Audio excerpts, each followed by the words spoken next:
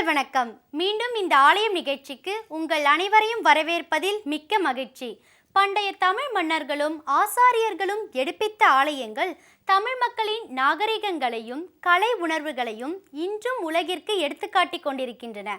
அப்படிப்பட்ட ஆலயங்களை உங்கள் பார்வைக்கு ஒவ்வொன்றாக விவரித்து காட்டும் நிகழ்ச்சியே இது. வாருங்கள், நிகழ்ச்சிக்கு செல்வோம்.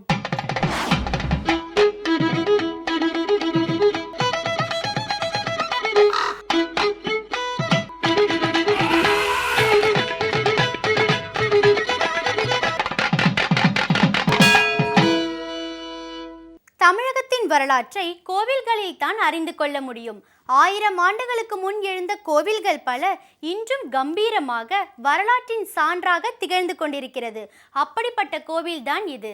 கும்பகோணம் அருகே குத்தாலம் என்னும் ஊரில் உள்ள சௌந்தரநாயகி உடனுறை சோழீஸ்வரர் திருக்கோயிலையே இன்றைய ஆலயம் நிகழ்ச்சியில் நாம் காண இருக்கிறோம்.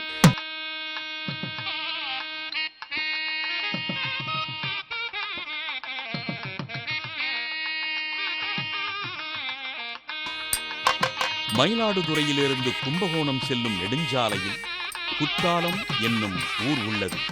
இந்த குத்தாலத்தில் தான் சௌந்தரநாயகி உடனுறை சோழீஸ்வர சுவாமி திருக்கோயில் உள்ளது. 1200 ஆண்டுகளுக்கு முன் கட்டப்பட்ட திருக்கோயில் இது என்று தொல்லியல் அறிஞர்கள் கூறுகிறார்கள்.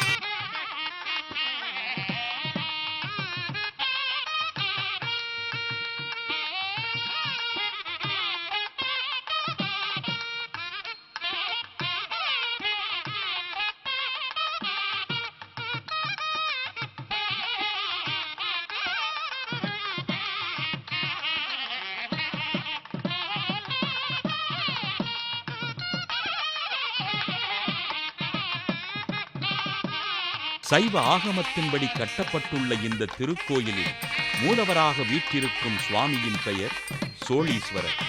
அவருக்கு துணையாக ஆதி பராசக்தியின் வடிவில் எழுந்தருளியிருக்கும் அம்பாளின் திருநாமம் சௌந்தரநாயகி.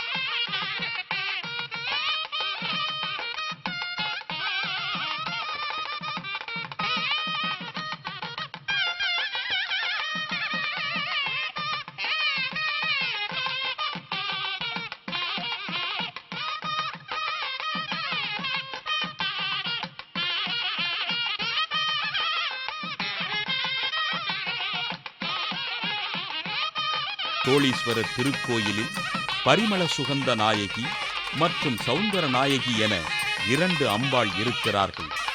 சௌந்தர நாயகி என்றால் சுந்தர நாயகி, அதாவது பேரழகு உடையவள் என்று பொருள். இடது கையை இடுப்புக்கு கீழே வைத்து வலது கையை அபயகஸ்தமாக வைத்து தன்னை நாடி வரும் பக்தர்களுக்கு எதுவும் இல்லை என்று சொல்லாமல் அள்ளி அள்ளி வழங்கும் கருணையோடு அம்பாள் சௌந்தரநாயகி அருள் பாலிக்கிறாள். ஆனந்த முத்திரை ரூபமாக தெற்கு நோக்கி அமைந்திருக்கிறாள். இந்த அம்பாளின் சிரசில் மகாலட்சுமி அமைந்திருப்பதால் இந்த சௌந்தரநாயகியை வணங்கினால் செல்வம் பெருகும் என்று அடியவர்கள் நம்புகிறார்கள். இந்த சௌந்தரநாயகி ஒவ்வொரு திக்கிலிருந்து பார்த்தால் ஒவ்வொரு அழகில் காட்சி கொடுக்கிறாள். எடுத்துக்காட்டாக தெற்கில் 10 அடி தூரத்தில் நின்று பார்த்தால் ஒரு பெண் நடன கோலத்தில் நிற்பது போலிருக்கும்.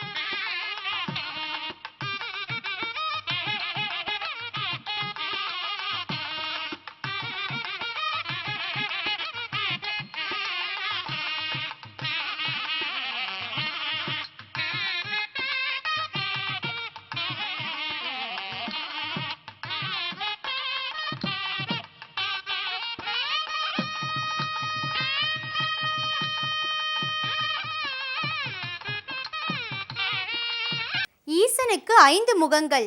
ஈசானியம், தத்புருஷம், அகோரம், வாமதேவம், சத்யோஜாதம் ஆகிய 5 முகங்களையும் அக்னி இத்தலத்தில் கண்டு வழிபட்டு உய்வு பெற்றதாக தலவரலாறு கூறுகிறது. சௌந்தரநாயகி உடனுரை சோழீஸ்வரர் திருக்கோயிலை வலம் வந்தாலே வளம் பெருகும் என்கிறார்கள்.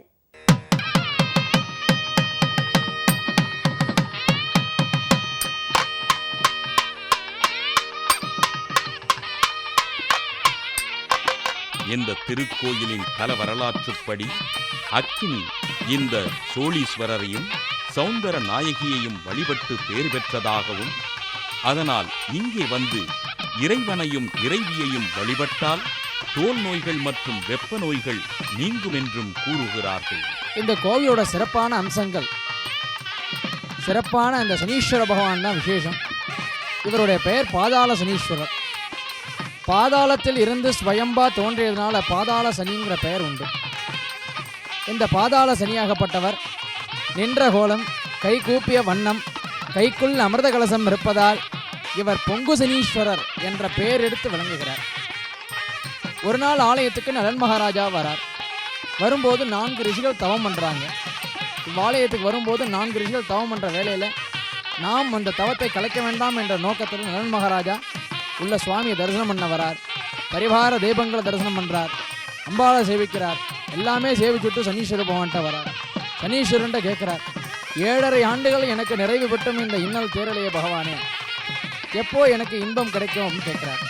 அப்போது சனீஸ்வரன் யாருக்கும் அவ்வளோ சீக்கிரமாக காட்சி கொடுத்துட மாட்டார். 7.5 ஆண்டுகள் அவருடைய சோதனைக்கு பின்பு யார் தாண்டி வருகிறார்களோ அவர்களுக்கு மட்டுமே இந்த சனீஸ்வரன் காட்சி கொடுத்தார். ஒரு ஐதீகமாக இருக்குது. இந்த சனீஸ்வர பகவான் காட்சி கொடுக்குற வேலையில் நலன் மகாராஜா ரொம்ப அதிர்ச்சிக்கு உள்ளாக்குறார். பகவான்கிட்ட உடனே நமஸ்காரம் பண்ணுறார். பகவானே, எனக்கு எங்கே விடுவு மோட்சம் அப்படிங்கிறார். அப்போது சனீஸ்வர பகவான் சொல்கிறார், உமக்கு விடுவு மோட்சம் பெற இடம் திருநள்ளாறு அப்படிங்கிறார். அந்த திருநள்ளாருக்கு போ, நான் உனக்கு விடுவு மோட்சம் தரேன் அப்படிங்கிறார். அப்போது இது வழிகாட்டுற ஆலயம். இந்த சனீஸ்வரன் வழிகாட்டுற சனீஸ்வரனாக நமக்கு திகழ்கிறார். நம்மளுடைய இன்னலை எங்கு போய் துளைப்பது என்று தேடி அலையும் போது இவ்வாலயம் ஒரு வழிகாட்டியாக இருந்து இந்த சனீஸ்வரன் வழிகாட்டுற சனீஸ்வரன் நமக்கு கருதப்படுறார்.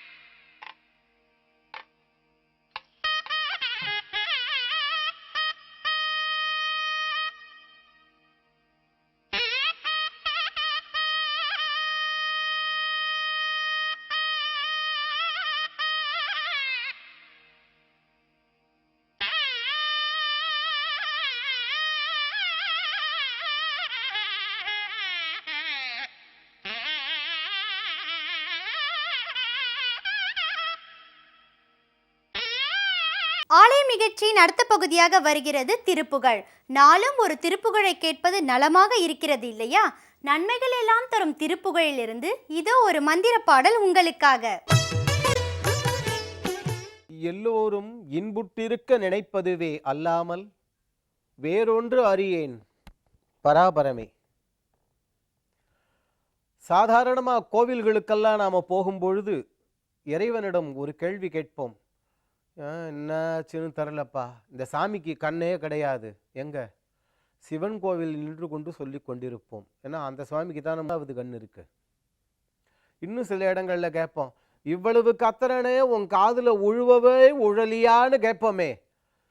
இப்படிப்பட்ட நம்முடைய துயரம் தீர்வதற்காக இதே கேள்வியை அருணகிரிநாதர் இப்பாடலில் வைக்கின்றார். இந்த பாடலில் தொடக்கத்திலேயே ஒரு அபூர்வமான அமைப்பு இருக்கின்றது. அது என்ன என்பதை பாடலை பார்த்துவிட்டு பிறகு பார்ப்போம். குமரகுரு பர முருக சரவண குகஷண்முக கரே பிரகான குழக சிவசுத சிவய நமவென குறவன் அருள் குரு மணியேயன். குழக சிவசுத சிவய நமவென குறவன் அருள் குரு மணியே என்று அமுதையை மையவர் திமிர்தம் இடு கடல் அதென அனுதினம் உணைவோதும் அமலை அடியவர் கொடைய வினை கோடும் அபயம் இடு குரல் அறியாயோ. அமலை அடியவர் கொடைய வினை கோடும் அபயம் இடு குரல் அறியாயோ. திமிர எழு கடல் உலகம் முறிபட திசைகள் பொடிபட வருசூரர் சிகரமுடியுடல் புவியில் விழ உயிர் திரைகுடமற்பொரு மயில் வீரா. நமனை உயிர் கொள்ளும் அழலின் கிணை கடல் நதிகள் சடையினர் குருநாதா. நளின குருமலை மருவி அமர்தரு நவிலு மறை புகழ் பெருமாளே. அமலை அடியவர் கொடைய வினை கொடும் அபயம் இடு குரல் அறியாயோ. இந்த பாடலில் அவர் பாடலின் பிற்பகுதியில் வழக்கப்படி சிவபெருமானை பற்றி சொல்லி என்னென்ன விரிவோ அதை சொல்லி, பிற்பாடு பாடலின் முற்பகுதியில் ஒரு அற்புதமான ஒரு விளக்கத்தையும் வேண்டுகோளையும் நமக்காக அருணகிரிநாதர் அங்கே அருளுகின்றார். திமிர எழுக்கடல் உலகம் முறிபட புவியில் விழ உயிர். என்ன வாக்கு! இந்த சூரபத்மாதி ஆவணர்களுடன் அங்கே இறைவன் போரிட்ட பொழுது அவ்வளவு பேர்களும் அங்கே பொங்கி பெருக்கெடுத்து வருகின்றார்கள். அந்த யுத்த களத்துல சிவபெருமானுடைய குழந்தையான இந்த முருகப்பெருமான் போரிட்ட பொழுது அவர்களை அவ்வளவு பேரையும் சம்ஹாரம் செய்தாராம். சம்ஹாரம் செய்து இவர் எதை கவர்ந்தார்? காரணம், அந்த காலத்துல அரசர்கள் போர்க்களத்திற்கு செல்லும் பொழுது திரை கொள்வது என்று சொல்வார்கள் ஒரு வார்த்தையில. அதாவது அவர்களிடமிருந்து பிற்பாடு வரி இதையெல்லாம் வாங்குவது. யாரை கேட்கிறாய்? வரி, வட்டி, கிஸ்தி எல்லாருக்கும் தெரிஞ்ச வருதானே. அதுபோல அந்த அரக்கர்களிடம் இருந்து இவன் எதை திரையாக கொண்டான் என்றால் அவர்களுடைய உயிரை திரையாக கொண்டு வந்தானாம் முருகப்பெருமான். அப்படிப்பட்ட இந்த முருகனை சொல்லும் பொழுதோ, நதிகள் சடையினர் தன்னுடைய தலையில் கங்கா நதியை அடக்கியவர் சிவபெருமான். காரணம் என்ன? கங்கை அப்படியே பெருக்கெடுத்து பிரவாகமாக வரும்பொழுது இந்த சிவனையும் நான் தள்ளிவிட்டு பொங்கி ஓடுவேன் என்றது. அந்த அகம்பாவத்தை அழித்து தன் சடையிலேயே தாங்கிய அந்த சிவபெருமானுக்கு உபதேசம் செய்த குருநாதா முருகப்பெருமானே என்றெல்லாம் சொல்லி, அப்பா நளின குருமலை மருவி அமர்தரு. என்ன வாக்க! நவிலும் மறை புகழ் பெருமாளே, வேதங்களே உன்னை பற்றி புகழ்ந்து கொண்டிருக்கின்றனவே. இவ்வளவு சொன்னவர் என்ன வேண்டுகோள் விடுக்கப் போகின்றார் என்பதுதான் இந்த பாடலின் தொடக்கத்தில். அதுதான் ஒரு அழகான அமைப்பு என்று பார்த்தோம். குமர, குருபர, முருக, சரவண, குழக, சிவசண்முக கரி பிறகான குழந்தை. இது முருகப்பெருமானுக்கு உண்டான 6 விதமான திருநாமங்களை எந்த விதமான அடைமொழியும் இல்லாமல் பாடலின் தொடக்கத்திலேயே நமக்காக சொல்லி இருப்பார்கள். அப்படிப்பட்ட அந்த 6 திருநாமங்களையும் சொல்லி, அப்பா எங்களை கட்டி காப்பாற்று என்று அடியார்கள் உன்னிடம் வந்து அழுகின்றார்கள்.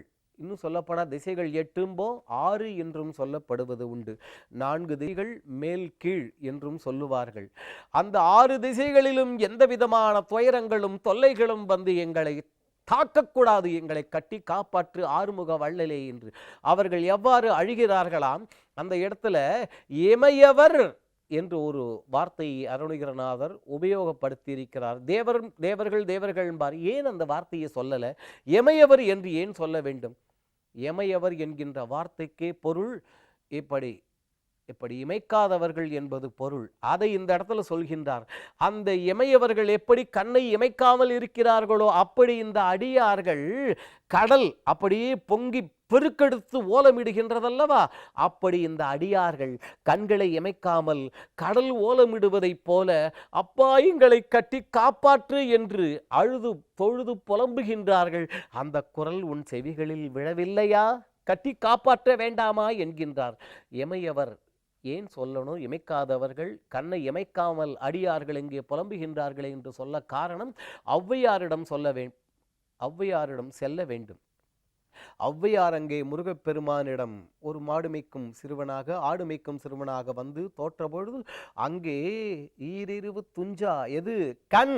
ஔவையார் சொல்கின்றார், ஐயோ என் கண்ணை மூட முடியலையே, நான் தோற்று போய்விட்டேனே என்று.